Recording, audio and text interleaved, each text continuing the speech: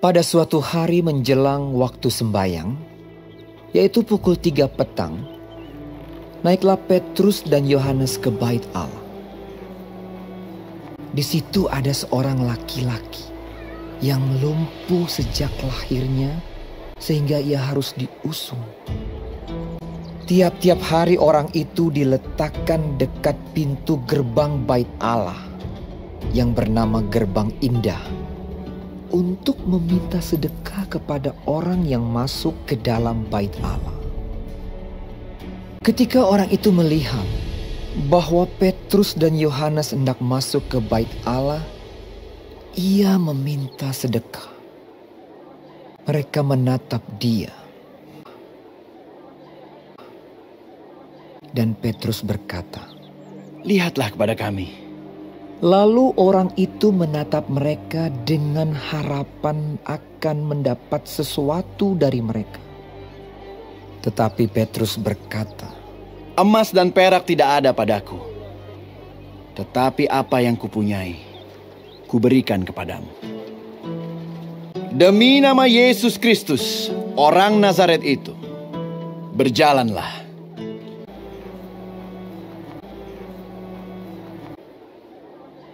Lalu ia memegang tangan kanan orang itu dan membantu dia berdiri. Seketika itu juga kuatlah kaki dan mata kaki orang itu.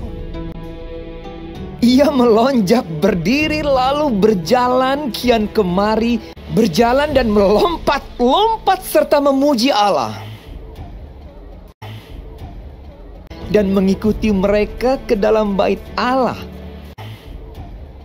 Karena orang itu tetap mengikuti Petrus dan Yohanes, seluruh rakyat itu melihat dia berjalan sambil memuji Allah. Lalu mereka mengenal dia sebagai orang yang biasanya duduk meminta sedekah di gerbang indah bait Allah. Sehingga mereka takjub dan tercengang tentang apa yang telah terjadi padanya. Maka seluruh orang banyak yang sangat keheranan itu datang mengerumuni mereka di serambi yang disebut Serambi Salomo. Petrus melihat orang banyak itu lalu berkata, "Hai orang Israel, mengapa kamu heran tentang kejadian itu? Dan mengapa kamu menatap kami seolah-olah kami membuat orang ini berjalan karena kuasa atau kesalehan kami sendiri? Yaitu Yesus. Dan karena kepercayaan dalam nama Yesus, maka nama itu telah menguatkan orang yang kamu lihat dan kamu kenal ini. Dan kepercayaan itu telah memberi kesembuhan kepada orang ini di depan kamu semua. Hai saudara-saudara, karena itu sadarlah dan bertobatlah supaya dosamu dihapuskan, supaya ia memberkati kamu dengan memimpin kamu masing-masing kembali dari segala kejahatan." Nah, adik-adik, tadi kalian sudah lihat kan gimana kuasa Tuhan Yesus menyertai Petrus dan juga Yohanes sehingga mereka bisa menyembuhkan orang lumpuh. Yang tadi lumpuh dari kecil, dari lahir dia sudah lumpuh. Lalu karena hal itu Petrus dan juga Yohanes diikuti oleh orang banyak. Orang banyak itu ingin tahu. Lalu saat Petrus dan Yohanes sedang berbicara dengan orang banyak, Roh Kudus menurunkan hikmat dan keberanian kepada Petrus untuk berkata kepada orang banyak. Begini nih katanya, "Bukan kuasa kami yang membuat orang lumpuh itu berjalan, bukanlah kami, tapi kuasa Tuhan Yesus dan iman kami dalam Yesus yang telah menyembuhkan orang lumpuh itu. Yesus yang telah kamu serahkan kepada Pilatus untuk dibunuh, namun Allah telah membangkitkan dia dari antara orang mati, dan sekarang dia telah bersama dengan Bapanya di surga. Kami adalah saksinya, dan saat ini kami di sini untuk memberitahu kamu bahwa Anak Allah sendiri Sang Juru Selamat yang dijanjikan itu telah dibangkitkan Allah dari antara orang mati. Sekarang saatnya kamu bertobat dari dosa dan memohon pengampunan Yesus. Lalu adik-adik, saat Petrus berkata tentang kuasa Tuhan Yesus, saat berbicara pada orang banyak, memberitakan Injil, memberitakan kebangkitan Tuhan Yesus, ternyata para pemimpin Yahudi mendengarkannya dan mereka menjadi sangat marah. Mereka tuh gak suka kalau misalnya Petrus dan juga Yohanes memberitakan kebangkitan Yesus. Akhirnya Petrus dan juga Yohanes ditangkap dan dimasukkan ke dalam penjara. Tetapi adik-adik ya, Roh Allah bekerja di dalam hati orang banyak. Orang banyak yang tadi telah mendengarkan Injil, mereka menjadi percaya sehingga jumlah pengikut Yesus menjadi sekitar 5.000 orang. Wah, 5.000 orang banyak gak? Banyak. Nah, lanjut lagi ceritanya adik-adik.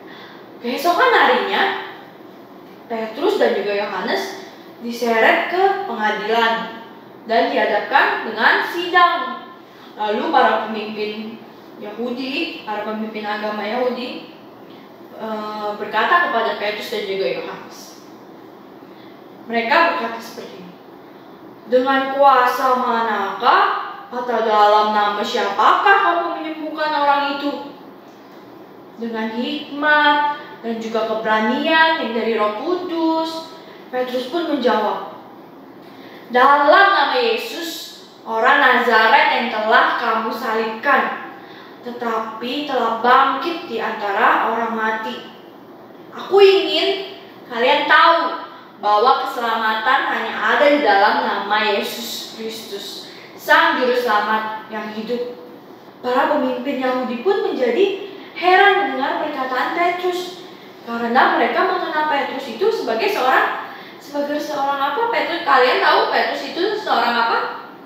Sebelum menjadi murid Yesus, seorang nelayan. Dia bukan orang pintar, tapi kok si Petrus bisa pengetahuannya banyak ya.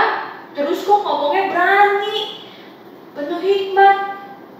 Tentu saja itu semua dapat dilakukan Petrus dengan pertolongan Roh Kudus. Roh Kudus yang memberikan kuasa dan juga hikmat serta keberanian untuk menjawab para pemimpin Yahudi itu. Nah, adik-adik, para pemimpin Yahudi kan heran tuh ya. Akhirnya para pemimpin Yahudi karena tahu sudah banyak orang yang percaya pada Yesus dan juga orang lumpuh pun dapat berjalan, akhirnya para pemimpin tidak berani untuk menahan Petrus dan Yohanes lebih lama di dalam penjara. Namun mereka mengancam Petrus dan juga Yohanes untuk tidak bersaksi atau mengajar tentang Yesus. Adik-adik, kalian tahu apa jawaban Petrus dan juga Yohanes? Mereka menjawab, silakan kamu putuskan sendiri. Manakah yang benar di hadapan Allah? Taat kepada kamu atau taat kepada Allah? Sebab tidak mungkin bagi kami untuk tidak berkata tentang yang telah kami lihat dan yang telah kami dengar. Petrus dan juga Yohanes menjawab dengan begitu berani dan dengan penuh hikmat kepada para pemimpin Yahudi itu. Nah, adik-adik, kita dipanggil untuk bersaksi dan berbicara tentang juru selamat. Mungkin sebagian orang akan percaya seperti orang-orang yang percaya akan Allah setelah mereka menyaksikan kuasa Allah bekerja melalui hidup para rasul dan juga orang lumpuh yang telah disembuhkan, kayak orang banyak itu. Mereka percaya dengan yang diberitakan oleh Petrus dan juga Yohanes. Namun ada juga yang menolak percaya, seperti para tua-tua dan juga pemimpin Yahudi yang tidak mau percaya kepada Yesus. Adik-adik, sekarang tugas kita untuk memberitakan kabar baik itu dengan kuasa Roh Kudus yang memberikan keberanian yang kita butuhkan.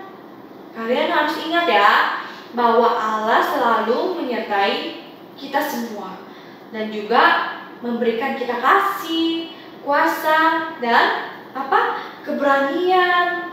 Kalian bisa menunjukkan kasih Allah kepada orang lain. Kita bisa menunjukkan kasih Allah kepada orang lain biar orang lain tahu tentang kasih Allah kita kepada kita. Dengan misalnya nih, kita berdoa untuk anggota keluarga kita atau teman kita yang sedang sakit. Kita rajin beribadah, kita juga rajin berdoa, rajin membaca firman Tuhan, mengingatkan teman kita untuk selalu beribadah, tidak mengejek teman, membantu orang tua dan juga orang lain, dan banyak lagi. Nah, adik-adik, sekarang kita lipat tangan, kita tutup matanya, minta Tuhan yang pimpin kita semua, minta Tuhan berikan hikmat dan juga kuasa agar kita bisa memberitakan kabar baik seperti Petrus dan juga Yohanes, sehingga makin banyak lagi orang yang percaya kepada